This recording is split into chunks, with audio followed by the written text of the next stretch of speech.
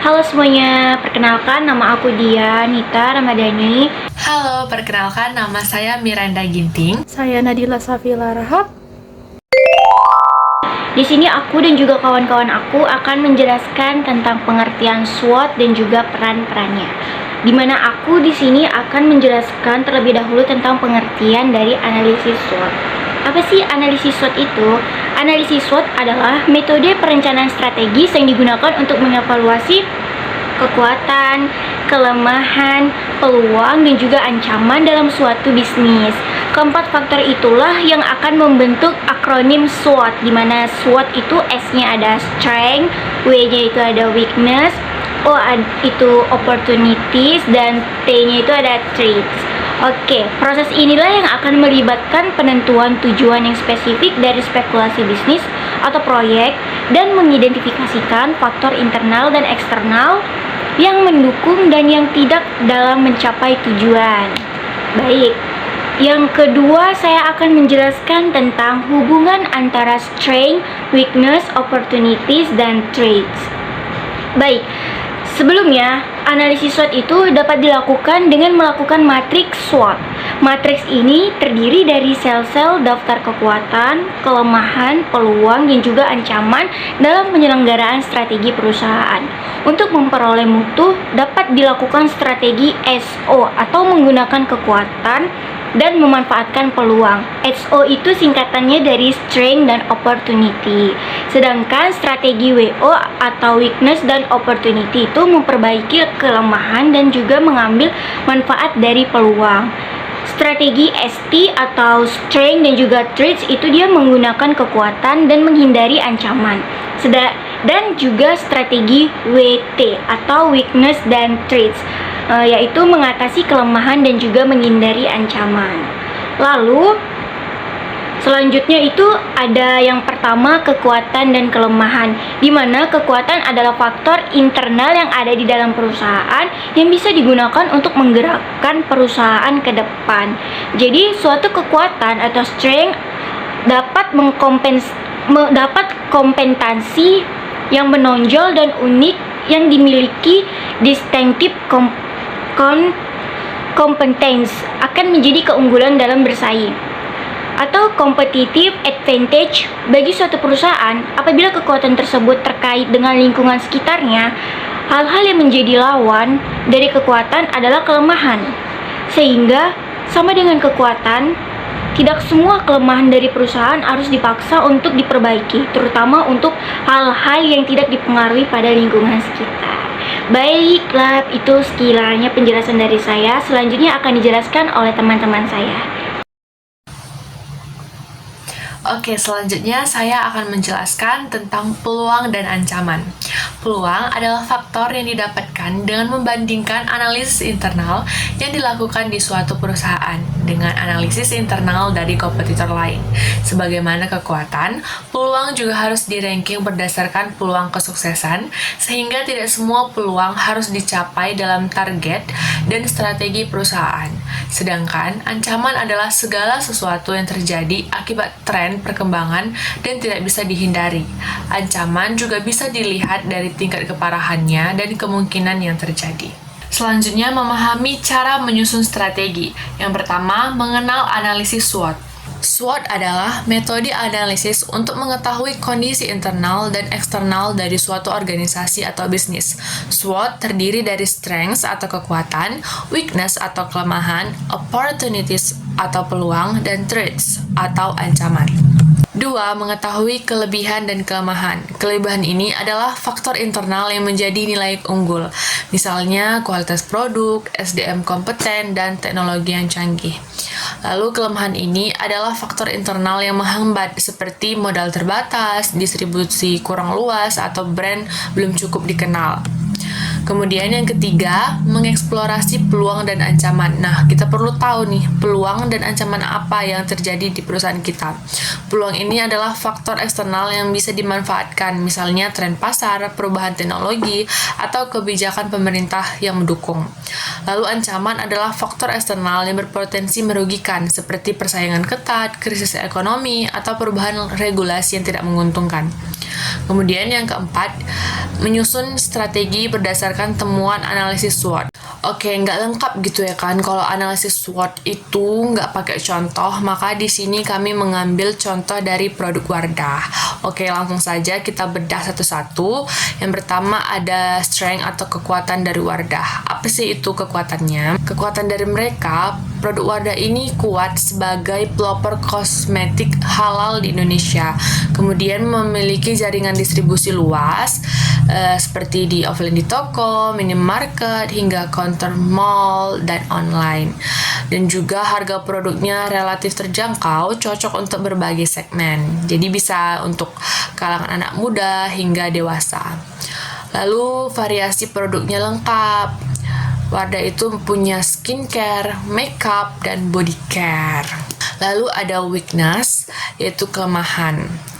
Nah, Wardah ini masih kalah dalam inovasi teknologi kecantikan premium dibanding brand lokal. Kemudian promosi internasional belum sekuat pesaing global seperti L'Oreal, Maybelline, dan sebagainya. Kemudian ketergantungan pada citra halal sehingga perlu diferensiasi tambahan. Kemudian untuk opportunity atau peluang dari Wardah ini, tren kosmetik halal dan natural ini kan terus berkembang, baik di dalam maupun di luar negeri. Jadi Wardah ini punya kesempatan nih untuk bisa terus berkembang. Kemudian pasar beauty e-commerce-nya meningkat pesat, kesadaran konsumen pada produk ramah lingkungan, dan potensi ekspor ke negara mayoritas muslim seperti Malaysia, Timur Tengah, dan lain-lain. Kemudian untuk threats atau ancamannya, persaingan ketat dengan brand lokal seperti Scarlett, Something, Emina, dan brand global. Kemudian perubahan tren kecantikan yang cepat seperti K Beauty, J Beauty, dan Clean Beauty. Lalu ancaman produk palsu atau tiruan di marketplace.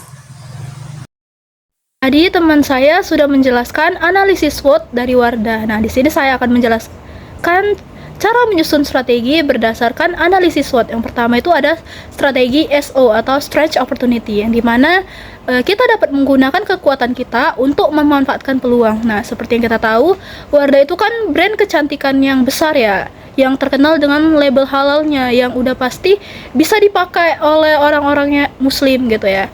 Nah, jaringan distribusi Wardah itu kan juga luas, ada di toko retail, ada di online, ada di offline. Nah, dengan hal ini Wardah itu bisa memanfaatkan pasar-pasar itu menjadi sangat besar. Kita bisa ekspansi global dengan menggunakan kolaborasi dengan influencer. Misalnya kita menggandeng beauty influencer untuk membuat Wardah itu bisa dikenal dengan banyak orang. Seperti yang kita tahu, kalau sosmed itu ya bisa dijangkau di semua dunia gitu. Jadi semua dunia tuh tahu produk Wardah gitu. Jadi nggak hanya ada di Indonesia, mungkin bisa ada di beberapa negara yang mayoritas muslim. Nah, namun sekarang Wardah masih ada di 3 negara, saya baca ada di Indonesia, Malaysia, dan Brunei. Yang kedua itu ada strategi WO atau Weakness Opportunities, yang dimana kita bisa mengatasi kelemahan dengan memanfaatkan peluang. Nah, Wardah itu memiliki kelemahan dalam hal inovasi produk. Seperti yang kita tahu ya, produk Wardah itu gitu-gitu aja lah ya, nggak ada kandungan-kandungan yang wow gitu seperti produk lain yang ada niacinamide 10%-nya, yang ada BAH 7%-nya. Nah, maunya Wardah itu memanfaatkan peluang pasar. Ketika skincare viral misalnya yang 7%, Wardah buatlah yang 7% juga BAH-nya. Nah, jadi nggak ketinggalan sama pesaing.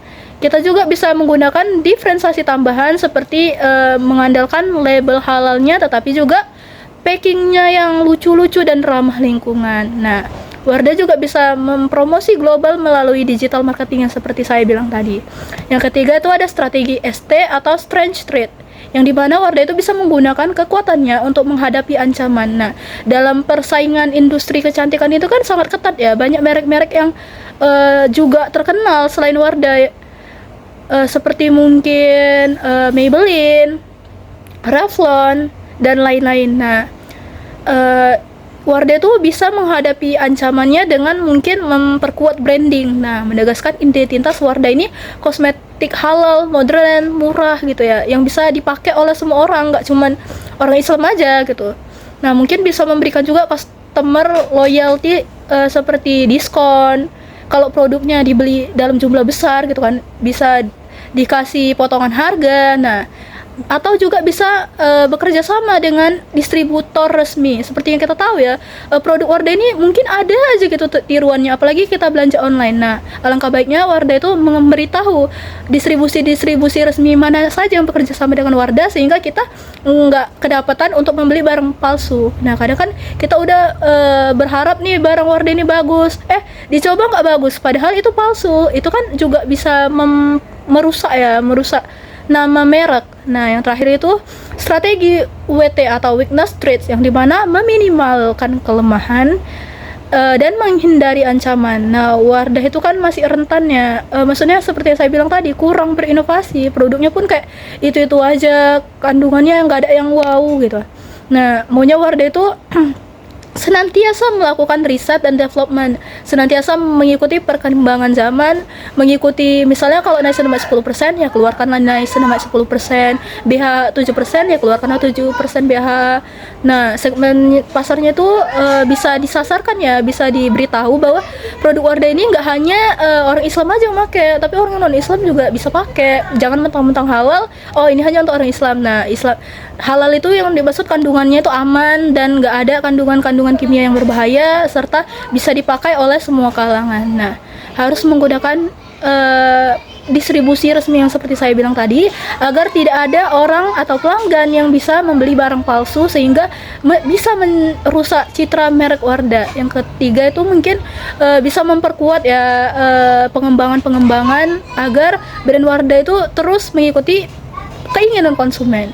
Nah, mungkin itu saja yang bisa dapat saya sampaikan, kurang lebih mohon dimaafkan. Terima kasih.